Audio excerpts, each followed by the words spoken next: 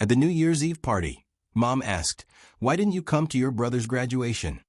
I said, "I had mine too. You were invited." "Mom, we never got anything." I showed the sign for envelopes. Every signature matched my brother's.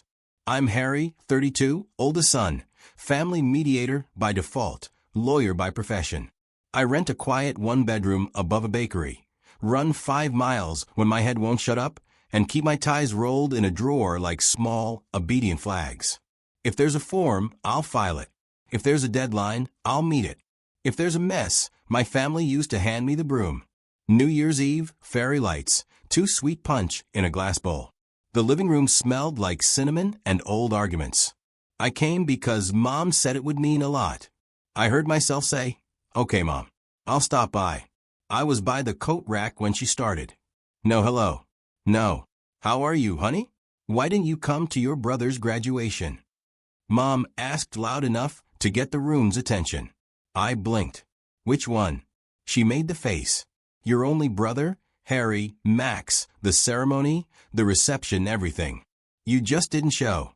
I could feel the cousins turn. The aunt with the camera tilt her head like a bird. My chest did that small familiar clench. "I had mine too," I said. "Same month, law school graduation. You were invited. We never got anything." Mom said flat as a stamp. Across the room, Max clinked his glass against a beer bottle, grinning. He had that permanent summer in his eyes. Look, the golden boy, the one who always found a way to land face up. "We never got anything," Mom repeated. I kept my voice even. "Give me a second." I pulled my phone from my jacket, opened the photos, scrolled past contracts, coffee receipts, the picture of the bakery cat on a stack of napkins, found the folder, certified mail. I held up the screen. Signed for envelopes. 3 of them. One to you, one to Dad, one to Max. Mom squinted. "Harry, don't be dramatic." I zoomed in. The signatures were clear. Loopy confident, the same on all 3. Every signature matched my brother's. For a second, no one spoke. Someone's bracelet tapped the glass. Max tilted his head, chuckled. "That looks like a prank, man. You know I don't sign for everyone else's mail." He did, though. He always had his hand out by the door. Small things, big things. "It shows dates," I said. "Time of delivery. The carrier's scan.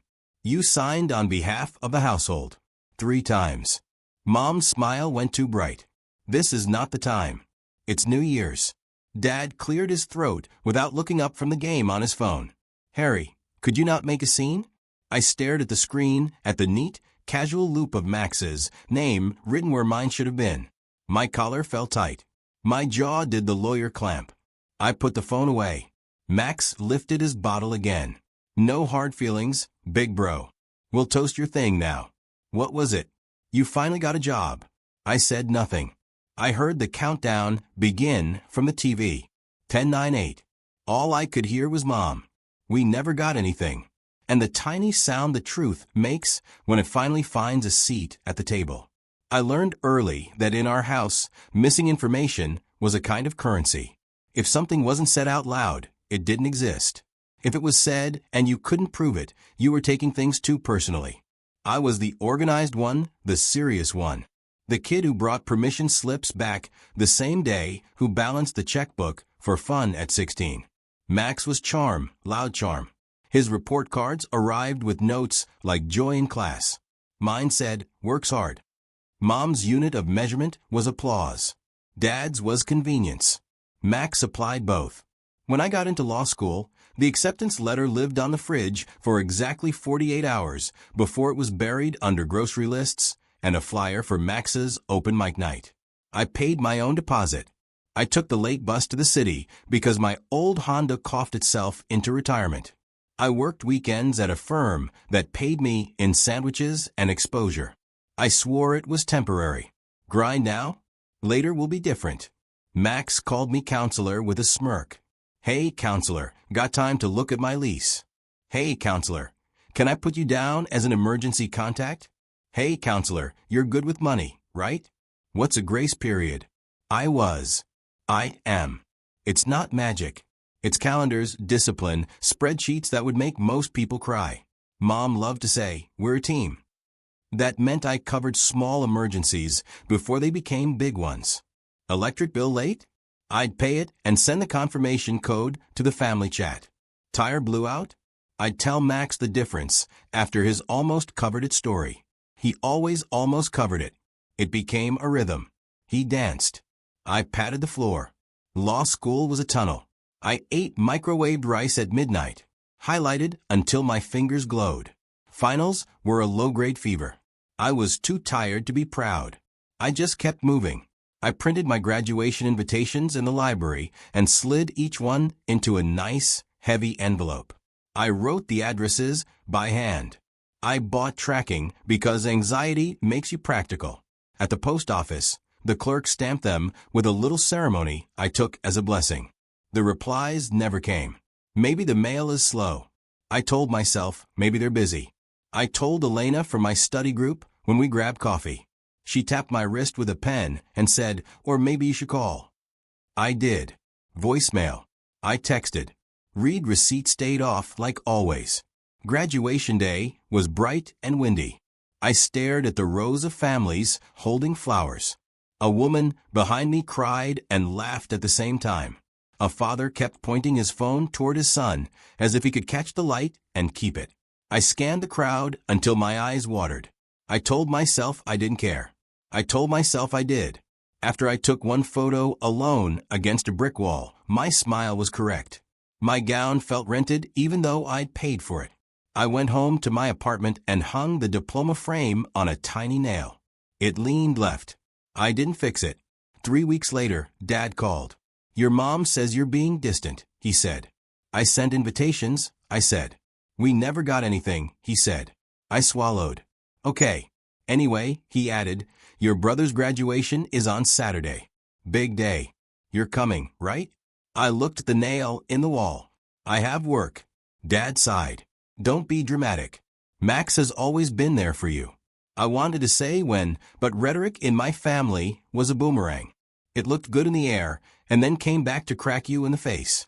I didn't go. I worked. I filed motions. I ate a burrito at my desk and told myself I was building something useful. Max posted pictures. Capped down his arms around Mom and Dad. The caption, couldn't have done it without my fam. 2 months after that came the New Year's Eve party. The room with the punch bowl, the signatures on my screen, the quick pivot into not the time. What I didn't say at the party was that the mail trick wasn't the only trick. There were the joint family expenses I fronted, because we'll square it later. The later that never showed up. There were the emergency cash transfers that inflated into expectations. Harry knows numbers. Mom would say Harry can float it. I floated it. It became the water I breathed. There was the group chat called FAM where I dropped screenshots. Paid, covered, booked, fixed. Hearts would appear. Max would send a gift. You're the best, bro. And then next month, rent hit weird. Can you spot me till Friday? Friday came and went. The message thread rolled on. There was the year Mom's blood pressure spiked and Dad called at 1 a.m. We need to move some things around, he said. Just until the insurance sorts it. I moved them. I sorted them. I handled 9 hours of calls while my own client waited. When the crisis passed, Mom baked Max a thank you pie for staying with me at the hospital. I got a text. You're a lifesaver. And then the small betrayal that didn't feel small. Max used my name to extend a credit line just to see what would happen. It happened. I found out when the bank called me to verify an address change. The address they read was still my parents' house. The signature on the form was a carefree cousin of the ones on my envelopes. I drove over quietly.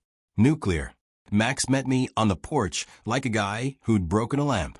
It's fine, he said. I canceled it. Chill. Don't sign my name, I said. I didn't sign your name, he said, grinning. I just signed. That was his power to blur, to smile, to stand under the light and pretend it was weather. The problem wasn't just money. It was gravity. In our system, everything slid toward Max. And if the floor tilted, well, Harry could hold the world steady, couldn't he? So, when Mom asked, why didn't you come to your brother's graduation? What she meant was, why didn't you keep orbit? And when I said, I had mine too, what I meant was, I am a person. The signatures were proof. But proof in my family never beat comfort. They chose comfort every time. I left the party just before midnight. On the sidewalk, fireworks popped low over the neighborhood like small, angry flowers. My breath fogged. I had an urge to run like I used to until the thought stopped chasing me. Behind me, the countdown reached 1. People shouted, Happy New Year. Someone kissed too loudly. I stood, hands in pockets, and made a resolution I didn't announce. I'm done being the floor. It didn't snap in one scene. It frayed until there was nothing left to hold. 3 weeks after New Year's, Mom created a new chat. Family plan. First message, let's get organized this year. Bullet points followed. Birthdays, Dad's dental work, Max's exciting startup launch. We all need to support. Then, Harry, could you handle the deposits for the cabin reservation in June? We'll settle up after tax refunds. I typed, no. Silence. A minute later, Max dropped in a laughing emoji. What do you mean no? I deleted and retyped. I won't be fronting group expenses anymore. Mom, Harry, this is not the place for attitude. Dad, let's discuss calmly. Me, I'm calm. Max, you're being weird, man. You love planning. Me, I don't love being a wallet. 3 dots from Mom disappearing and reappearing like a bad lighthouse. Then her message landed. If you had come to important family events, you'd understand why we do things this way. I stared at that line until my eyes hurt. I uploaded the 3 sign for envelopes again. Attached the carrier scans. Wrote, you got the invitations, Max dude, let it go. Me? I did for years. Mom switched to voice message. Her tone was sweet ice. Honey, you tired. Don't make everything about money. I typed, it's about respect, Max. Oh, come on. Respect is being there. You ghost for months, then show up with receipts like you're cross-examining us. Me? I am a lawyer, Max, and I'm your brother. Act like it. Something inside clicked from maybe to no. I scrolled, saved, scrolled more. Screenshots of transfers, payments, the credit line incident, the bank email, the casual cancel it voice in my head. Then I did the thing I'd avoided, because I didn't want to be dramatic. I made a spreadsheet. I itemized 5 years of fronts, floats, and just spots. Not because I planned to send an invoice, because I needed to see it. Total at the bottom, a number that made me sit back and cover my eyes with my palm. I wrote in the chat, I'm stepping back. Mom called instantly. I let it ring out. She called again. Again, then a text. Answer now. I picked up the 4th time, put her on speaker, set the phone on my kitchen counter so I couldn't grip it like a weapon. Harry, she started. You're scaring me with this behavior. It's a boundary, I said. She scoffed. You're not like this. You're generous. You're family-oriented. Don't let your job turn you cold. My job taught me the difference between generosity and enabling. Oh, you think you're better than us now? No, I think I'm done paying for the same lesson. She inhaled sharply. Your brother is launching something big. He needs us. Define us, I said. Her silence was answer enough. The confrontation went public the next weekend. Dad's birthday dinner at the seafood place by the river. Long table, white paper over tablecloth, crayons for the kids. 15 relatives. The waiter introduced himself 3 times because no one listened the first 2. Max arrived late, kissed Mom's head, clapped Dad's shoulder, slid into the seat across from me. Counselor, he said like a dare. Heard you're on a strike. I kept my hands flat on the table. I'm not a fond. Never asked you to be. He smiled at the cousins. He just loves that Excel life. Mom chimed in. Sing song. Let's not do this here. I looked at Dad. Can we talk about the credit line thing? He frowned. What? Max waved a hand. Handled. I took a breath. You signed my name, Max. He leaned back, grin steady. I signed a piece of paper in our house. You slap your name on everything. Felt fair. Identity theft isn't fair, I said. The lawyer voice sliding over the words before I could choose a softer one. Aunt Lena said. Big words. Eat your bread, Harry. I opened my folder. Yes, I brought a folder. My family loves to say I bring paperwork to dinner. This time I did. I set down copies of the bank email, the closed account note, the dates, the sign for invitations, the list of floats with amounts blacked out because dignity matters even when you're drawing a line. Max's face faltered, a hairline crack. He flipped one page. You're keeping tabs like this. I'm keeping track of my life. Mom put her hand on the stack, slid it back toward me. She smiled at the table. He's showing off. I left the papers where they were. I'm done covering anything. No cabin. No deposits. No, just till Friday. No. Put it on your card and I'll Venmo after. No more signatures on my behalf. No more being told I didn't invite you when I did. Max's voice dropped. You're making a scene cheaper than making payments, I said. 3 reactions, just like a courtroom diagram. Aggression, Max's eyes sharpened. You're trying to humiliate me. Manipulation. Mom leaned in, whispering like a prayer with a knife in it. What will happen to us if you stop? Humiliation. Dad finally spoke. Who do you think you are without this family, Harry? I thought of the picture on the brick wall, the nail that leaned left. I thought of the fireworks low over the street, and the breath that hurt my teeth. I didn't raise my voice. Someone with a spine. I slid the folder into my bag without breaking a contact. The waiter arrived with a tray of oysters, and the moment wobbled, almost comic. I stood. My chair made a tired sound.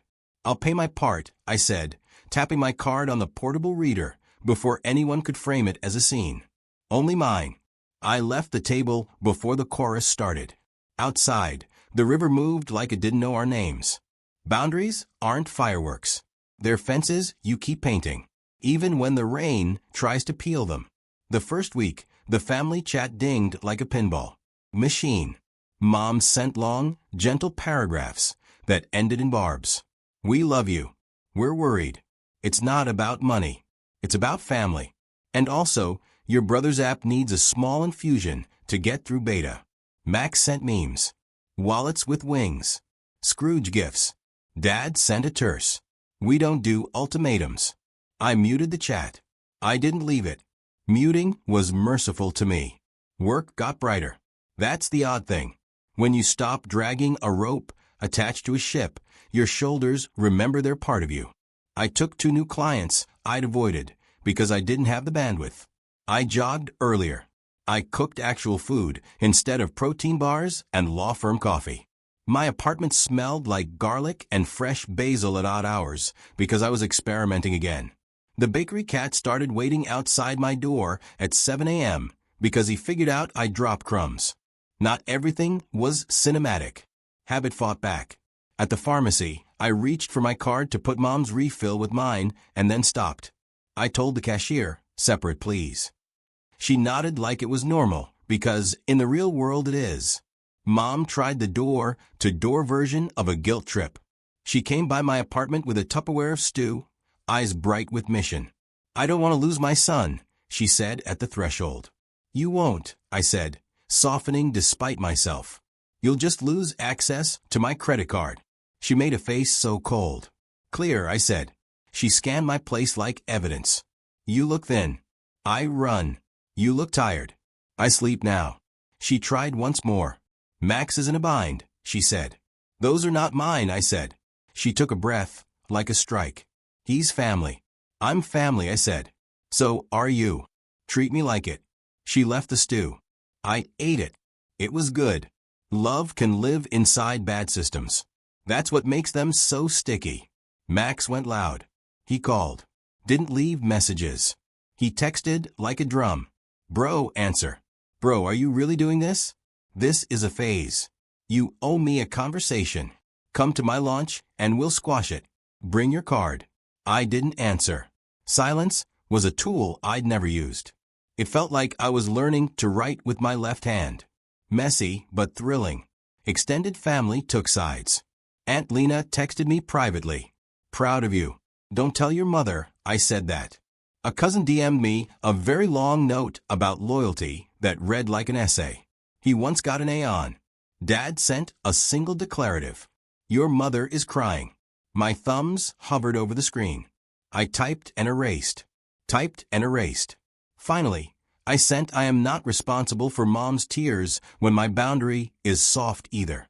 At work, I had energy for small kindnesses. I mentored a new paralegal through her first hearing. She hugged me in the hallway and laughed when I froze like a statue. I joined a pro bono clinic on Saturdays and watched a woman breathe easier when we untangled a landlord's mess. The high was clean, not frantic like the old keep everyone standing high. 2 months in, the group chat went quiet. That's when the private messages started. Max late at night. Answer me, or I'm coming over.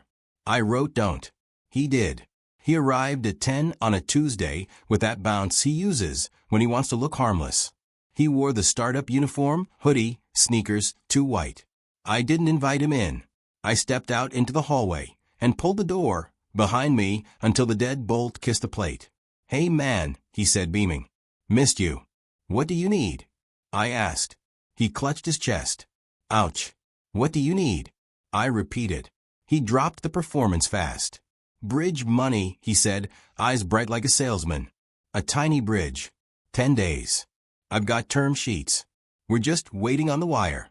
The bank is being old. You know banks. Come on. No, I said. He nodded, like I'd said yes. Right. You're doing a whole thing. Boundaries. Love that for you. But it's me. Especially because it's you, I said. He tilted his head. This is actually happening. Yes. I covered you when we were kids, he said suddenly. Remember when I took that C for you because you missed a quiz? I told Mom you were with me so you wouldn't get yelled at. You covered me by lying for fun. I said, and you stuck around for the applause. His tone hardened. You think you're the hero? No, I said I think I stopped being your ATM. He stared at me like I'd said a magic word he didn't believe in. Then he laughed too loud for the hallway. You'll cave, he said finally, shrugging. You love us. I love you, I said. And I'm not doing this. He left with a little salute, the one he used to give cashiers. The bakery cat watched him go and flicked his tail like a verdict. The next stunt was classic Max Public. He posted a long, wobbly paragraph on Facebook about family who doesn't show up when it matters. A general audience subtweet painted in not naming names, but some people think money equals love. The comments filled with sympathetic emojis and strangers telling him to cut the toxic ones. I did not reply. I made pasta with anchovies and lemon, listened to a jazz station I pretended not to like, and drafted a will for a client who kept crying because her nephew deserved better. The world is full of families trying to love each other and missing anyway. Then came a call that felt like a test the universe was sending by certified mail. Dad again. Your mother fell, he said, voice scraped thin. We're at urgent care. She's scared. My body moved before my brain did. Shoes on, keys, jacket. I was halfway down the stairs when I stopped. I called back. Do you need me? I asked. Or do you need my card? Silence in the static. Then we need you. I went. I sat with Mom while a nurse wrapped her wrist. I bought the good ice pack and a ridiculous magazine because laughter is morphine when it's gentle. I drove them home because Dad's shoulders were up around his ears. When we got to the porch, Mom squeezed my hand. Thank you, she said. Simple. No moral attached. I nodded. I'm not a wallet, I said. I'm your son. She nodded tired for once instead of theatrical. Okay. She didn't say it like surrender. She said it like hearing. After that, small shifts. Dad called to ask how to file something online. I stayed on speaker while he clicked slowly, then told him, you did it. He laughed like it was a magic trick he finally learned. Mom texted pictures of the wrist brace with 0 requests attached. She added a heart, not the big throbbing red one, the small pink one. Max though. Max was a storm that refused to check the radar. He pinged me one night with a screenshot of his bank account like a bloody knee. I'm a negative, he wrote. They hit me with fees. This is insane. Talk to the bank, I wrote. Talk to you, he shot back. Be a brother. I am, I wrote. I'm telling you the truth. He replied with a photo from 2 years ago of us at a baseball game. Our grins crooked and sunburnt. That was real, he wrote. It was I said, and this is too. He didn't answer. For a week, he didn't answer anyone. According to Mom, the quiet was heavy, a kind of weather you can feel in your teeth. Then late on a Sunday, my doorbell rang. I checked the peephole, expecting a package. It was Max. He stood small for once. Hands in pockets. No bounce, no costume. "I'm not here for money," he said through the door. Swear. I opened it a fraction. He handed me a stack of envelopes crumpled. Some with sticky notes. Some with coffee rings. "What are these?" I asked. "Bills," he said. "The real ones. I don't understand half of them. They yell at me in paper. You want help reading them?" I said. He swallowed. "Yeah, okay," I said. "Bring them in." I made tea because it felt old-fashioned and serious. We sat at my tiny table like two men learning a language. I pointed to lines. "This is a due date. This is late. This is a scam." He nodded like I was telling him about planets. We didn't fix his life in a night. We didn't hug and roll credits. I didn't pay anything. He didn't ask after the first 30 minutes. At the door he said, "I'm mad at you." "I know," I said. "I think I'm mad at me," he added, voice dropping. "I know," I said again. He left quietly. The bakery cat, terrible at privacy, peered around my ankle and blinked. I slept hard for the first time in months. No applause for boundaries, just easier breathing. 6 months out, life looks the same from far away, different up close. I keep a ledger for me now. Run, sleep, call a friend, donate on purpose. At dinners, I pay my share and leave the conveyor belt of dicks. Mom asks about my cases and doesn't add Max. Dad skips the cabin. The sky doesn't fall. Max learns slowly. Paid on time. What's APR? I straighten my diploma for me. New Year's. He texts a photo. 3 certified envelopes at home. Each signed by the right person. Thought you'd like to know. I do. Still mad sometimes, he writes. Me too. I love you. No more bridges. No more bridges. Moral: love isn't endless bailouts. It's clarity. I'm not a wallet. I'm Harry.